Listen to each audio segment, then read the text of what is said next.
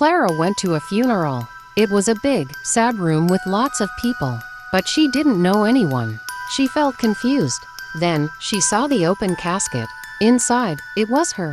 She was dead, but she was standing there, watching. This is crazy, she thought. Her Aunt Martha, who didn't like her much, gave her a mean look.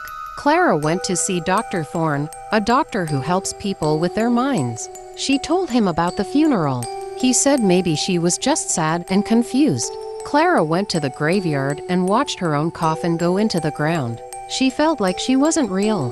When she got back to her apartment, it was all messed up. Things were in the wrong places. She saw flashes of memories, like broken pieces of a movie. She saw herself laughing with a man named Leo, and then arguing with him. She went to Dr. Thorne again. He said maybe she was hiding something from herself. Clara found herself at a cabin by a lake. It felt familiar, but she couldn't remember why. Inside, she found her old drawings and letters. She saw more memories, clearer this time. She saw herself fighting with Leo. Leo showed up. "You shouldn't be here," he said. "You're not supposed to remember." Clara went back to the funeral home. It was dark and empty. Her body was still in the casket. She was starting to understand. She went to Dr. Thorne again. She told him she thought she was stuck between life and death. He looked sad.